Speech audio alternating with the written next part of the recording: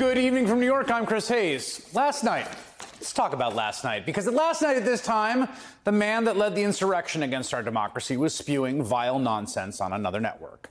Of course, I was here hosting this very television show, hopefully with many of you watching. I did not see the whole thing play out live, but I've seen enough. I've seen enough to have had the same visceral reaction as many others, that it was disgraceful, despicable, gross. If you had that reaction too, I'll just say I think that's the correct response. I don't think you really need to second guess it. You should just trust your gut on that one. That said, it's not the end of the story, because there's a useful question to come out of that feeling, the bad feeling, which is why? Why was that town hall so bad? What made it so awful? Now, one possibility a lot of people suggested is because it helped Donald Trump. A national cable news network gave him over an hour of airtime to say pretty much whatever he wanted. And that provided Trump, the front runner for the 2024 Republican presidential nomination, with a lot of attention. And attention for Donald Trump is a kind of power. And that is likely true, this argument, within the context of the Republican primary and Republican primary voters. I think the town hall last night probably does help the ex-president in his quest to secure the Republican nomination. And of course, that in and of itself is very dangerous, because whoever becomes a Republican nominee, or the nominee of either of the two major parties, in securing that nomination becomes a coin flip away from becoming the next president of the United States. Even if, for example, that person attempted to put an end to free and fair elections in this country once and for all. Now, another reason why last night's spectacle was so bad wasn't what the ex-president said, but the crowd in that room.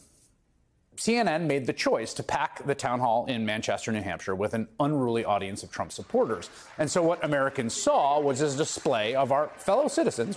These are our people. We share the country with them, cheering and laughing as Trump peddled lies and mocked the woman he was just found liable for sexually abusing and defaming. By the way, completely predictable. The network absolutely knew that would happen when they invited in that audience, and that spectacle itself was just repugnant. Now, we have seen a lot of reaction to the town hall over the last 24 hours, running the gamut from damning to defensive. I will level with you here. I think most of the people defending the event are doing so disingenuously, or because it's their job to do so, or otherwise in their own interest. Although there is one argument, I think, defending it that is not crazy at all. We've heard a wide range of anti-Trump folks suggesting that that hour plus was an effective reminder for America of who the guy is, what this man is like, and what a second Trump term would bring.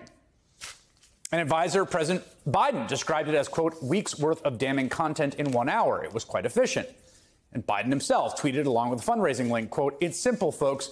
Do you want 4 more years of that? If you don't, pitch into our campaign. Now, you know my position on this. Donald Trump is toxic, and he is unpopular. A recent poll found his favorability rating had collapsed down to just 25%. His obsession with the 2020 election is particularly alienating. The vast majority of voters do not agree with him the election was stolen, although you couldn't tell from who was in that room. In fact, and this is key, nearly 40% of Republican and Republican-leaning independents disagree with him. They think, correctly, that Joe Biden won fair and square in 2020. And when the ex-president acts like an utter sociopath, as he did last night, I think it does not help him win over the swing voters he will need to win the presidency should he secure the nomination. As the Senate Minority Whip Republican John Thune put it, quote, it looks like a lot of Democratic campaign ads being written last night.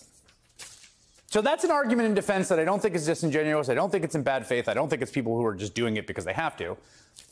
You could argue plausibly that showing America what it would be getting is bad for Trump's political prospects and therefore a good thing for the country.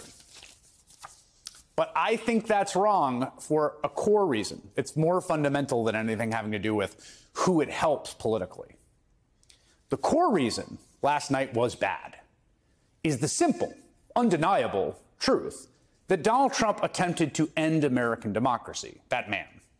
He tried to destroy the foundational conceit of this country. It's the one we all celebrate, right? Since the revolution of 1776, that the government is chosen by the people, that we decide who rules over us, that we are not ruled by a king nor a strongman. That's kind of the whole thing, right? That's the soul of the American experiment. Not only did he try to snuff that out, he failed in doing so, but wants to finish the job. I cannot stress this strongly enough. You did not need to watch the town hall last night to know that, despite what people may say about making news. His 2024 campaign, to those of us who have been observing above all else, is a campaign to finish what he started on January 6th, to complete the sacking of the Capitol. He will do that by any means necessary. No one should have any illusions about this. Donald Trump wants to end American elections. The unifying principle of his campaign is that he and his most fervent supporters should rule over this nation no matter how outnumbered they are. That's it. That's the foundational platform. He is not actually running for a second term. He is running for a forever term. As we saw on display in the audience last night, represented there are tens of millions of our fellow citizens in the grip of, for lack of a better description, a kind of psychosis and fealty to that vision. That vision, which is that this minority of Americans should rule over everyone else through the instrument of Donald Trump, that vision is an existential threat to the Union and to American democracy.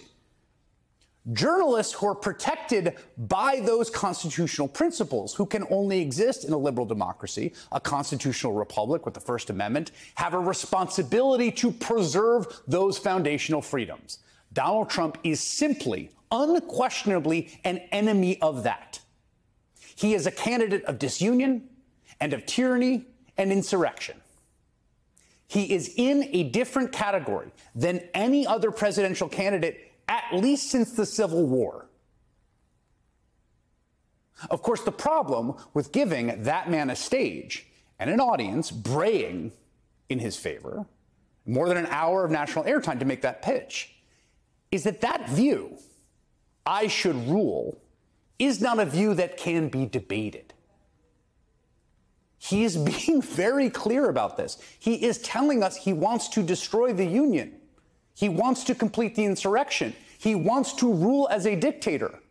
That's what the 2020 stuff is. That's what signing the backpack of the Jan 6ers about. That is not a platform to debate or to rebut or to fact check. It is a platform that simply must be defeated.